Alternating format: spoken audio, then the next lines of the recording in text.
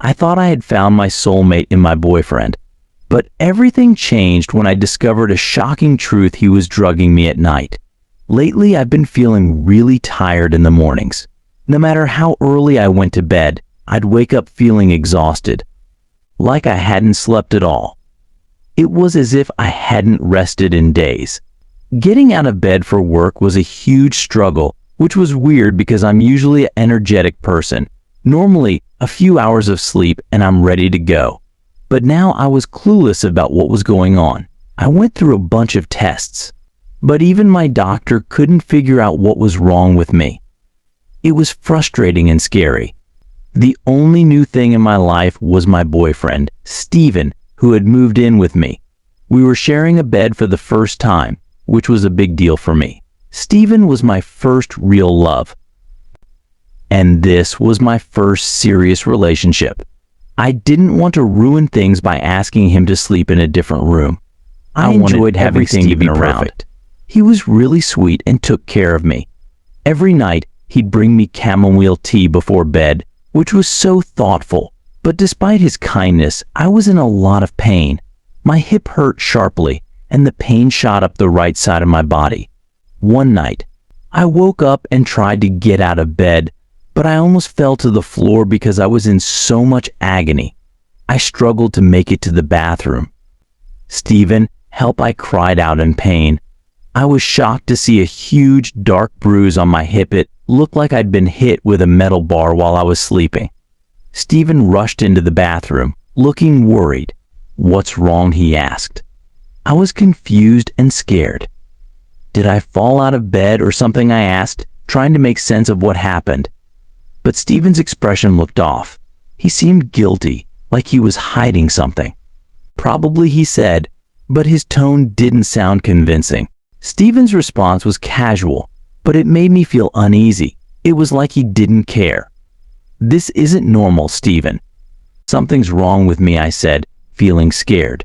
But he just said, "Then you should go see a doctor," in a cold tone before quickly leaving the bathroom.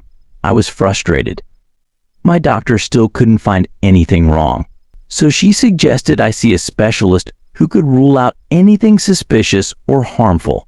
As we drove to the hospital, Steven was still acting like it was no big deal. "I'm sure it's nothing. You're just stressed from work," he said. But I was furious inside.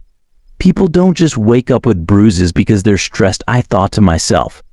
When we got to the hospital, the doctor took my blood and ran all sorts of tests, including a stress test.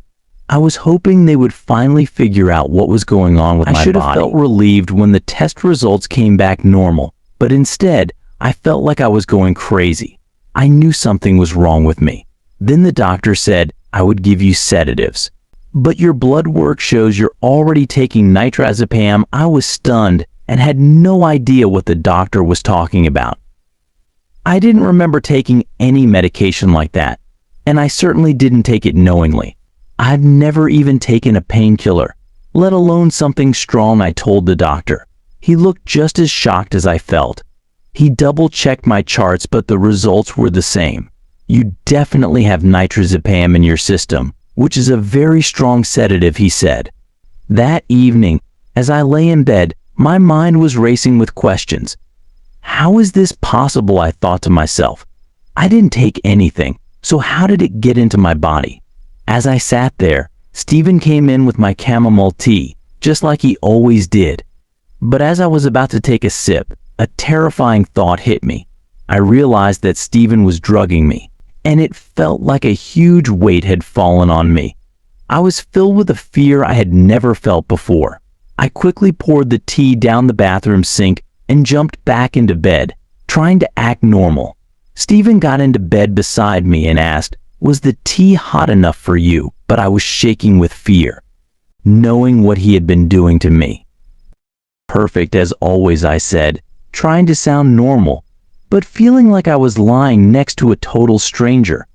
I thought to myself, did I ever really know him? I was terrified of what he might be doing to me while I slept. I must have fallen asleep at some point, because when I woke up, the room was a mess and Steven was gone. My body hurt all over, like I had been in a fight. I felt scared, confused, and unsure of what was happening. What was he doing to me while I slept, I thought, feeling scared and desperate for answers. I decided to go to the police, but I knew I needed proof. It would be my word against his otherwise. So I bought a hidden camera and set it up in the bedroom, pointing it at the bed. The next morning, I woke up feeling exhausted, which meant he had probably done something to me again. But this time, I had it on camera. I finally had evidence. I opened my laptop to watch the footage from the hidden camera. At first, nothing out of the ordinary happened for a few hours. I started to think maybe I was just paranoid, maybe I was imagining everything. But then, I saw myself suddenly jolt awake in the video. My heart sank as I realized that something had happened, and I was about to see it on camera. I couldn't believe my eyes as I watched the footage. It was like I was watching a terrifying movie, but it was me on screen. I saw myself crawling up the bedroom wall like a person possessed, my movements eerie and unnatural. I kept crawling, somehow defying gravity, until I was on the ceiling, looking down at Steven with an unblinking stare, as if I was ready to attack him. It was chilling to see myself like that. As Steven woke up, I expected him to be shocked or scared, but he wasn't. It wasn't. It was as if he knew what was happening and was prepared for it. He pulled out a stick from under the bed, and I pounced on him from the ceiling. What followed was a terrifying hour-long struggle, with Steven trying to defend himself against me. Eventually, he managed to subdue me on the bed and pulled out handcuffs, cuffing me to the bed frame. As I watched the footage, I looked down at the marks on my wrists. And it all made sense now. Those marks weren't from falling or bumping into things, they were from being restrained. As soon as Steven walked in the door from work, I ran to him and hugged him tightly. "Why didn't you tell me what was happening to me every night?" I asked, still trying to process everything. Steven just shrugged. "I thought you knew. And the drugs I gave you usually made things more manageable." I was shocked and asked, "Why are you still even with me?" Steven's response was chilling. "My last girlfriend was a jealous psychopath. Compared to her, you're easy to handle."